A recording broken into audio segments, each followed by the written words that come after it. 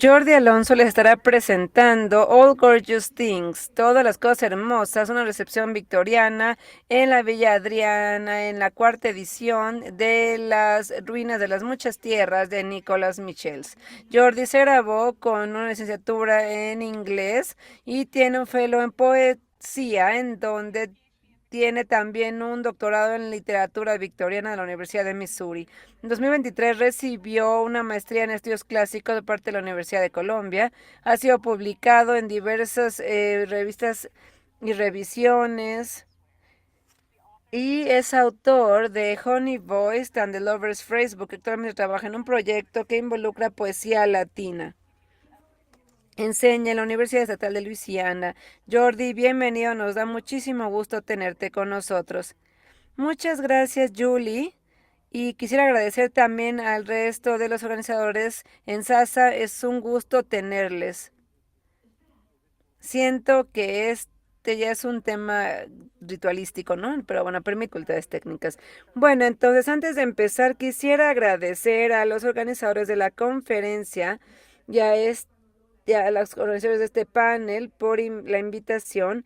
Estoy seguro de que mañana también habrá presentaciones que serán muy interesantes. Entonces, mi presentación se titula All Gorgeous Things, todas las cosas hermosas, recepción victoriana de una villa adriana en la cuarta edición de Las ruinas de muchas tierras de Nicolas Michels. Y aquí esta es una guía del siglo XIX.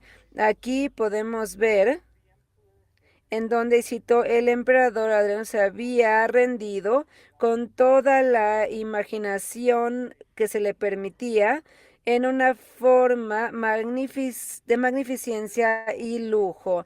Esto establece las formas en las que Nicholas Michels en su poema Ruins of Many Lands, Ruinas de Muchas Tierras, permitió inmortalizar la idea de este momento. Aquí tenemos una porción de un proyecto más amplio que habla de viajeros y cómo interactúan con los restos de los pasajes romanos y griegos. Entonces, el rey, lo pueden ver aquí en pantalla, vivía aquí, en donde hubo muchas apariciones en el siglo XIX y aquí se notaba que bueno, era el interés principal de este proyecto de investigación. Entonces, después de tener algunos poemas de Lord Byron relacionados a este tema, yo me fui a la cuarta edición de Nicholas Michels, de su poema, de 1859. Entonces, esta era la cuarta edición. Y bueno, esto nos lleva justamente a 8 ediciones en total, en donde pudo ampliarlo un poco y aquí me estoy enfocando en la cuarta edición. Pero bueno, ahora vamos a ver un excerto del poema de Lord Byron y podemos ver que Lord Byron había escrito en 1811 en el monasterio de Atenaso un poema que no fue publicado en vida y aunque era muy ateneo en su sentir. Aquí Byron le llama Adrián en lugar de Adriano. Y aquí la apariencia del nombre de Adrián, refiriéndose a la construcción del emperador de Atenas, le lleva a una ansiedad que se aborda y establece el tono para este periodo que es registrado por diversas personas en ese entonces y es por eso que se llama el culto de la ruina. Y así lo llama en su libro, que lleva el mismo nombre. Lord Byron se preocupa mucho por este tema, como se muestra mediante las líneas de la pantalla. Antes de este excerto, podemos ver la eulogía de la tierra con una contemplación en donde ciertos aspectos del panorama que lo rodea son los mismos como se veía en Teseo. Y es muy interesante ver que aquí tenemos una idea mitológica de este panorama que se puede apreciar en este pasaje. Y después, considerando la magnitud de esta historia, el orador exalta el hecho de que en los cofines de este mal pasado regresa y el presente, al parecer, toma un nuevo punto, una nueva idea que está 30 líneas antes. Y a medida que está solo, lo lo encuentra de pronto esta mujer que termina reprendiéndolo. Cuando el orador, el presentador del poema, aparece, empieza a avergonzarse después de que ha sido reprendido por Atena. Atena sabe entonces que ha entendido sus palabras, aunque este famoso orador pues había expresado anteriormente admiración por la cultura de los griegos. Entonces, al equiparlo con estos aspectos y después de recordarle este aspecto vacante, Atena aclara que Byron, que es el poeta, tiene que arrepentirse de la personificación. Por lo tanto, de forma muy infame, parte de esta frase permanece hasta este día en el Museo Británico en Londres y ha sido parte de esfuerzos por repatriarlo que el gobierno de Grecia ha buscado para poder obtener mediante la diplomacia este documento de vuelta. Y bueno, los orígenes, y bueno, esta es una parte que podemos apreciar en el pasaje. Aquí se cubre la palabra que nos permite saber lo que los dioses no habían hecho, es decir, y esto estaba embebido en las paredes de la capilla que aparecían en el museo. Entonces, para sorpresa de nadie, pues podemos ver aquí esta información que el rey compartía. Y al tener a Atena promulgando estas palabras, le permite a los lectores entender el hecho de que esta es una actitud diferente a la que tiene a los romanos anteriormente. Y esta se ha eliminado gracias a los imperialistas que buscan cambiar las civilizaciones. A ver, ahora esto nos lleva al evento principal, que es la cuarta edición que tenemos nosotros de este libro de Nicolas Michel. Este poema pasó por todo tipo de impresiones, de ediciones, varios tirajes. En la primera publicación de 1849, Michel observa en el prefacio y le llama todo un trabajo, toda una obra que va a tener que continuar hasta admitir distintas modificaciones. Garantiza a sus lectores que este poema ha sido, y cito, revisado, modificado de manera exhaustiva para poder incluir los argumentos, porque los publicadores pensaban que era un estereotipo de su edición y quizás es la última vez que el autor va a poder amplificar o corregirlo. Y en virtud de ello, realmente tiene que presentar mayor atención en la ejecución de sus actividades. De lo contrario, sentiría esta ansiedad de dejar o de permitir que se anule su trabajo. En ese sentido, también sabemos que, a diferencia de la cursiva de Minerva de Byron, donde normalmente se utiliza esta fuente para llevarles al, a los lectores a esta idea de emoción, emotividad y que conozcan la idea principal del poema, la épica de Michel cita algunas ciudades que son ruinas de América Central, también algunas antigüedades de Grecia y de Italia, así como Michel también, que nos dice que es muy interesante visitar las ruinas romanas, también el sur de Francia, y describe también algunas ruinas de la costa africana, así como de la tierra sagrada, así como nosotros podemos ver que se habla de ruinas victorianas que quizás va a provocar cierta emoción o ciertas ganas de visitarlo para los lectores. Aquí Michelle menciona de manera explícita que este poema es para instruir, está consciente del fenómeno de este recorrido que está ofreciendo y está hablando de este gran recorrido, que es un recorrido que de acuerdo a sus libros de guía es la base para empezar sus pláticas y es para llevar a este gran turista a este gran recorrido y lo escuchemos aquí, por favor, estas palabras con letras mayúsculas. Estoy seguro que también con frecuencia los hombres ricos y con intereses más allá de los asuntos culturales van a tener este interés por las cuestiones que lo rodean. Es un plan para poder hacer estas visitas a las ruinas de cualquier territorio que se encuentran descritos y subdivididos en estos libros. También se centra en uno segundo y nuevamente se centra tanto en Roma como en Grecia. En el libro 1 habla sobre Babilonia, sobre Nubia, sobre Petra, sobre Egipto, y el libro 2 es sobre Grecia y Roma. Y luego en el libro 3 también se habla sobre el Atlántico, cruzamos el Atlántico, y se habla también sobre los aztecas y los mayas.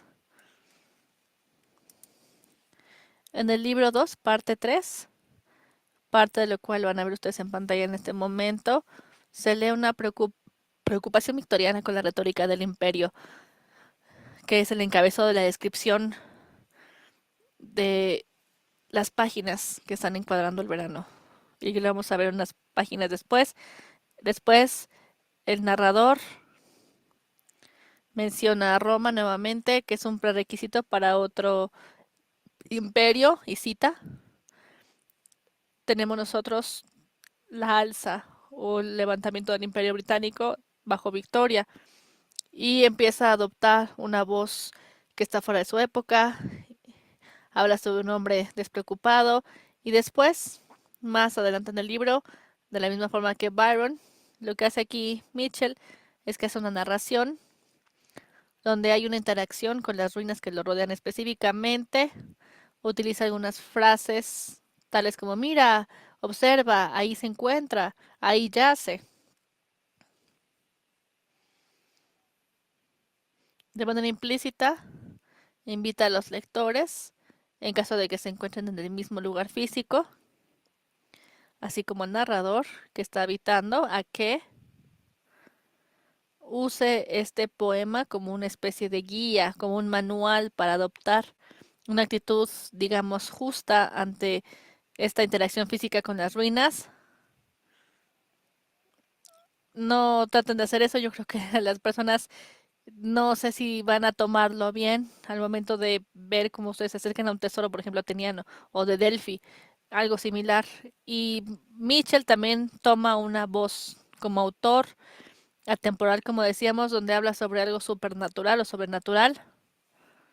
Después, también está en una tradición que surge de un romanticismo con una publicación que muestran los poetas, tanto Asen y también una invención del siglo XVIII, James Pat McPherson también, donde el poeta adopta esta voz de un personaje precristiano para hacer observaciones sobre el presente del poeta y en vista también con esta atracción hacia esta voz profética.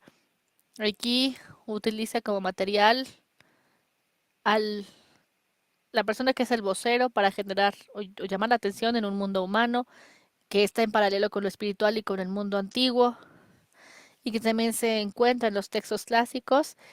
Este espacio liminar también se encuentra accesible únicamente por semidioses especiales en caso de que pensemos en los humanos que se presentan en la literatura griega y romana y con muchas frecuencias también vamos a ver a los humanos que de manera religiosa o artística también, tales como Orfeo, van a ver cuál es la figura del poeta en los anales que tenemos de cualquier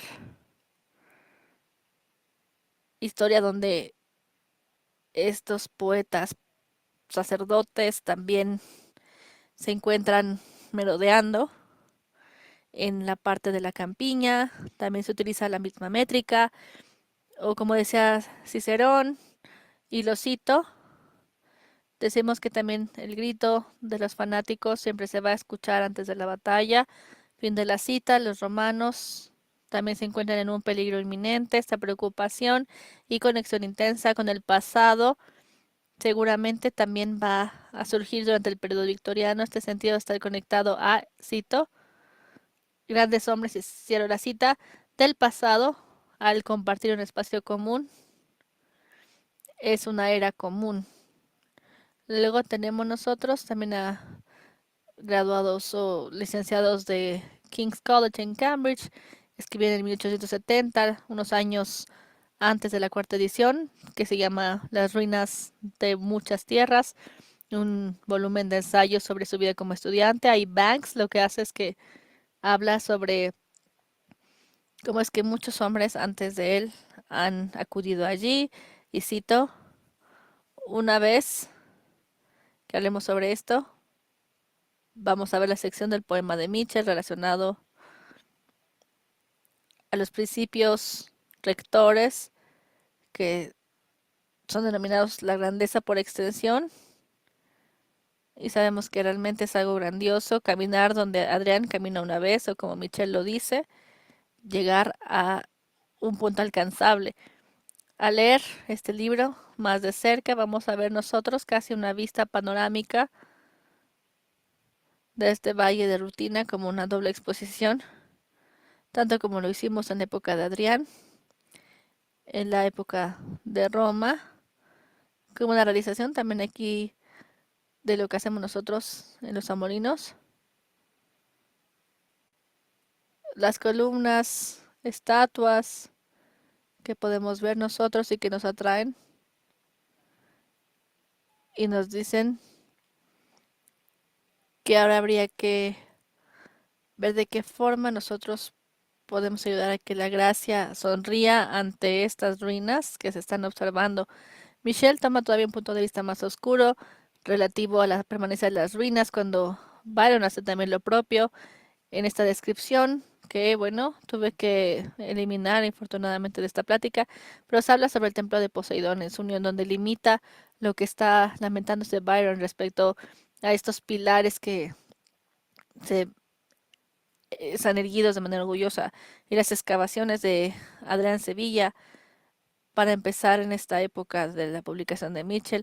En una cuarta edición, tal vez estamos un poco más proclives a seguir sus descripciones, particularmente aquellas que están en prosa y que están a modo de notas al pie. Es una guía confiable de lo que nos está revelando la mitad del siglo XIX respecto a ciertos odios.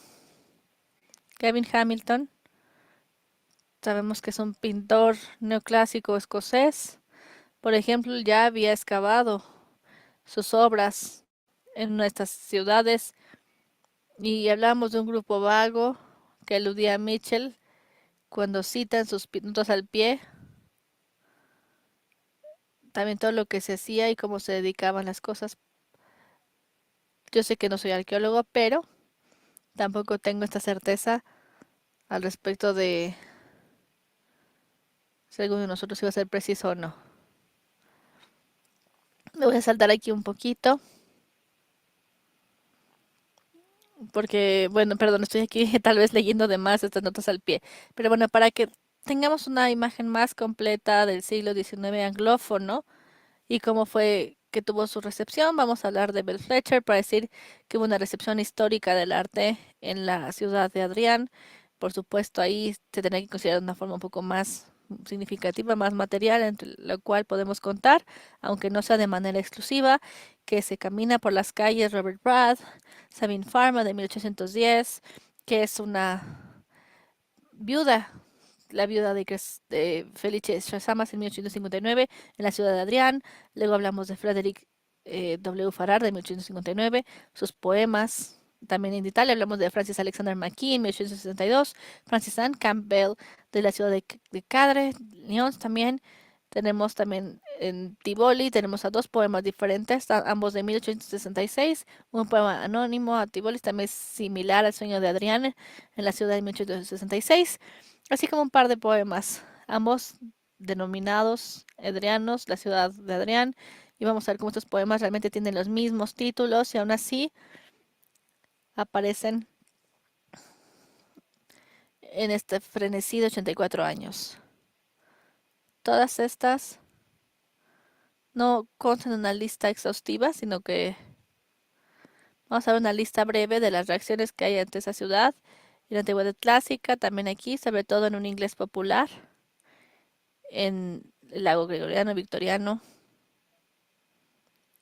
Hablamos también sobre el tiempo, el espacio, para explorar un poco más la recepción de las distintas tierras. Y aquí habría que darle un seguimiento a estas reseñas que se han hecho donde se habla de una adición que se hace al texto con mayores perspectivas, más comentarios al respecto a las modificaciones y adiciones de este poema. En su redacción, Michel promete que lo va a hacer también en la primera página, por supuesto, en el prefacio, pero yo no espero que nadie haya leído también las versiones previas, por supuesto, de este poema.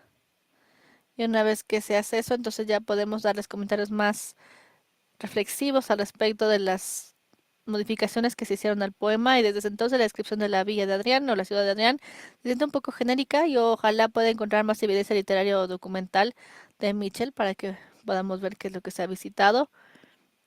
Y en las notas de esta edición no menciona el episodio.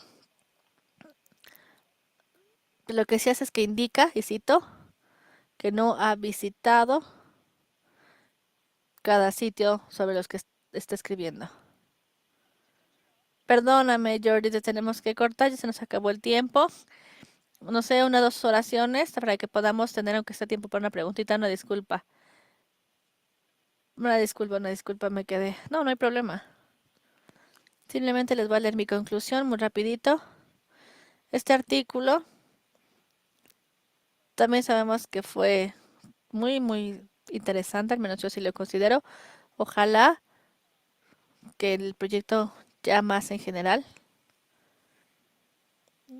tome esto, lo utilice también como un trampolín para ver más de cerca los distintos puntos de vista de las distintas ruinas, no solamente de la ciudad de Adrián, tal cual como lo vemos nosotros en el siglo XIX. Muchas gracias. Y yo con gusto respondo a las preguntas que pudieran tener. Una disculpa por haberme pasado. No, no hay problema. Bueno, afortunadamente, creo que ya se nos acabó también aquí.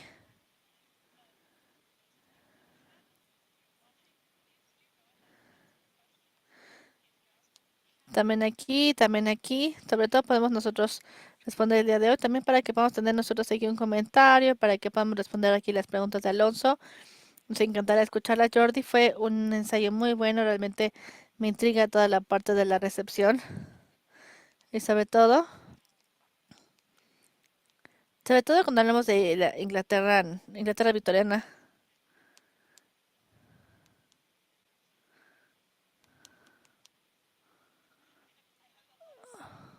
Pero tengo muchos sentimientos encontrados.